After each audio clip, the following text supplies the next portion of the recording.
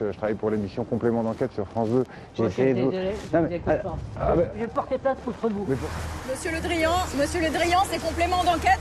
On vous a envoyé 4 demandes d'interview, s'il vous plaît. Une petite question pour Complément d'enquête, monsieur C'est normal. J'ai été 35 ans journaliste pour défendre des gens aussi indécents que vous. Vous sortez d'ici. Cette année, on a été fidèle à notre ligne, c'est-à-dire qu'on enquête sur tout et sur tout le monde. Oui, j'écoute. Oui, Madame Marchand, bonjour, Thomas Lelon, l'appareil de France 2, complément d'enquête, je vous dérange pas? Si. Stop. Là, maintenant, je veux plus vous voir. Ok. Terminal. À complément d'enquête, on aime bien surprendre et être inclassable. Par exemple, quand on a fait notre premier numéro de la saison sur le financement du complotisme, on s'est fait insulter sur Internet, traité de suppôt de Big Pharma. Et bien justement, notre deuxième numéro était consacré à Big Pharma et à la pénurie de médicaments organisée par certains labos. Et côté politique, c'est exactement la même chose. Tout le monde a eu droit à son petit complément d'enquête cette année. On a aussi fait des enquêtes économiques, de grandes enquêtes de société sur les féminicides, sur le business de la précarité ou encore sur le harcèlement dans l'armée. En regardant les photos, quand je suis attaché sur la cible, c'est complètement ahurissant en fait. Tu trouves que c'est bien que de garder des liens avec ton père? Oui. Pourquoi? C'est à peu près tout ce qui me reste de mes parents.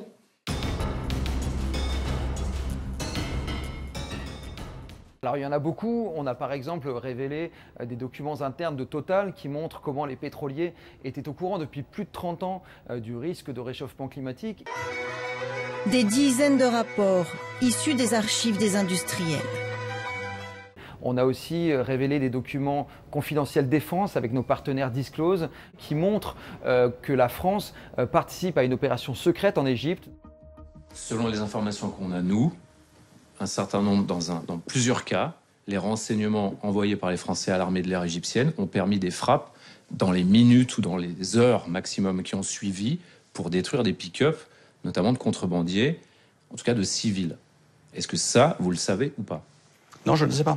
On a fait parler des témoins inédits dans plusieurs affaires, l'affaire Benzema, l'affaire PPDA, l'affaire Atanor. Il ne fallait pas rester dans la rédaction de TF1 en fin de journée, être la dernière à partir, parce que sinon, PPDA risquait de se jeter sur vous. Son idée, c'était de faire un scoop. Et ce scoop avait d'autant plus de valeur qu'il allait innocenter un ami. Nicolas Sarkozy. Ouais. Fraude fiscale, je n'en sais rien. C'est ce qui est écrit, hein? Je n'en sais rien. Il rien. est poursuivi pour fraude fiscale. J'en sais rien, je ne sais pas. Vous ne vous souvenez plus qui c'est? Ouais. On a aussi réalisé le premier portrait enquête de Volodymyr Zelensky, le président ukrainien, seulement 15 jours après le début de la guerre en Ukraine. Humilié par Trump, méprisé par Poutine, ce champion anticorruption est pris la main dans le sac. Lui et ses proches auraient caché des millions d'euros dans des paradis fiscaux.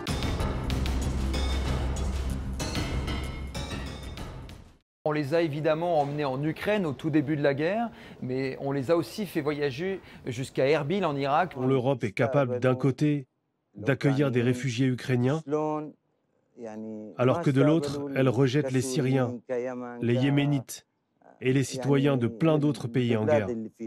Le but dans ces fauteuils rouges, c'est d'interviewer des acteurs de premier plan de la thématique que l'on traite. Comment on peut ne pas prélever l'ADN d'une personne dans une affaire de viol? C'est 27 ans, 27 ans de ma vie, 25 ans de ta vie, bon voilà, c'est pas rien. C'est un fiasco, le PR? Non, c'est pas un fiasco. Je fais encore de la résistance. Pendant longtemps? Le plus longtemps possible. On est installé confortablement dans un fauteuil et c'est le meilleur endroit pour poser gentiment des questions pas toujours gentilles. Éric Zemmour, il n'a jamais eu envie de me mettre sa langue dans ma bouche. Jamais. À quoi ça sert si vous êtes d'accord avec Emmanuel Macron sur tous les sujets? Ça sert à participer au débat public. Un parti politique... Il n'y a pas débat si vous êtes d'accord. Et si Vincent Bolloré vous met dehors, comme il le fait souvent quand il prend le contrôle d'une société? Je sens que ça ferait plaisir à certaines personnes. Peut-être que je suis le dernier des Mohicans, mais je crois que le socialisme a encore un avenir. Mais vous avez vu ça, vous? Vous l'avez vu? D'où vous sortez ça? Je l'ai vu dans le rapport des enquêteurs. Oh, ben alors, si vous croyez tout ce qui est écrit, mon pauvre ami... Monsieur, je vous ai répondu.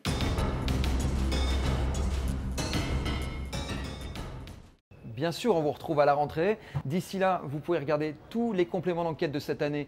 Ils sont en ligne, c'est gratuit, c'est simple, c'est sur le site France.tv et il y a de quoi remplir de super belles soirées d'été.